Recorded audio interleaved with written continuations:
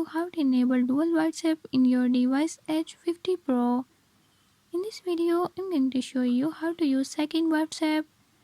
But before we get started, don't forget to hit the subscribe button and turn on notifications.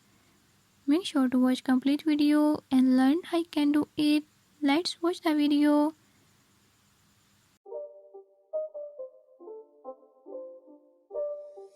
It's not a game, it's a rich thing.